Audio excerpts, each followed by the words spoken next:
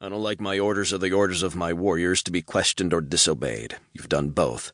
That doesn't fly well around here." Sloane's voice was firm and had all the warriors standing at attention. "Even though I have the last say whether you stay or go, it's up to the warriors closely affected by your disobedience whether you will be welcomed back." "I understand." Adam nodded.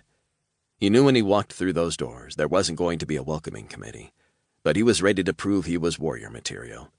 He had spent the entire night after leaving Angelina sitting in the nasty motel room, preparing himself for this moment.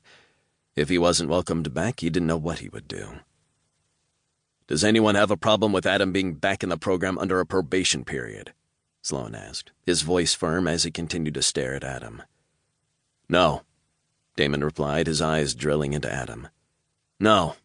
Duncan, who was always the most serious, frowned, glancing away from Adam to Jared. "He knows my stand," Jared replied to Duncan's look. "If he fucks up, he's out or dies, depending on how badly he fucks up." Adam didn't flinch at Jared's words. He expected it. He knew Jared still hadn't forgiven him for what he did to Tessa. Hell, he hadn't forgiven himself. "Well, I honestly think he needs to have his ass kicked before we let him back in," Sid suggested, his golden eyes flashing his eagerness to do just that. His grin slowly spread across his lips with evil intent. "Oh, wait a minute. Jill just did that, but then again, I think us warriors need to give him a royal ass." "What's your fucking answer, Sid?" Sloane growled, his impatience growing thinner by the minute.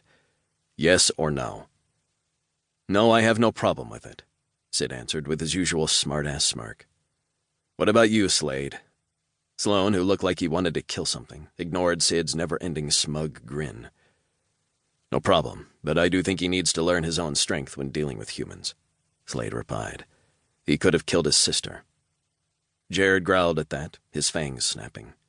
Sloane nodded and then looked at Jill and Steve, who were standing to the side, but paying close attention to the fate of their friend. "Steve, what do you think?" Steve's eyes widened as they shot from Adam to Sloane. "Me?" He pointed to himself. "Is your fucking name Steve?" Sloane growled. His clenched fist indicated he was trying to keep his control. Though his darkening eyes warned everyone present he was about to let loose on someone's ass. Yeah," Steve replied nervously, not used to having the attention of every warrior on him. "I don't see a problem. I don't have a problem with him coming back." Sloane looked like he wanted to say more, but simply shook his head, looking away from Steve to Jill. "What about you, Jill? Do you have a problem with Adam being back in the program?" Focused on Steve, along with everyone else, Jill pulled her gaze away when Sloane spoke her name. Glancing at Adam, who was staring at her intently, she frowned. "No," she responded after a small hesitation. "No problem." "You sure about that?" Adam's eyebrow cocked in question. He wanted no doubts from anyone, even Jill. If there was a problem with him coming back, he wanted to know now. "Don't push it, bud." Jill pointed at him before crossing her arms as if daring him to push. "Just don't ask me to go along with any more of your undercover missions." "Well, guess that decides it." Sloane's attention was back on Adam. "Don't make me regret this." "I won't, sir." Adam nodded, and then looked each warrior in the eye. "I won't let any of you down again." "If he does, then can we kick his ass?" Sid uncrossed his arms. Really, if I was him, I'd be getting my ass kicked all over this room." "You're not him, and you are about to get your ass kicked all over this room," Sloane snarled. "Now get to work. I need active warriors, and if they're going to be ready for their initiation, they had better be prepared. I will not have my group look like a bunch of pussies, got it?" "Initiation?" Steve's eyes popped open in confusion. "No one said anything about initiation. I just thought after the program we were warriors." The deep laughter that filled the room didn't sound promising, and had Adam, Steve, and Jill wondering what the hell they had gotten themselves into. 2.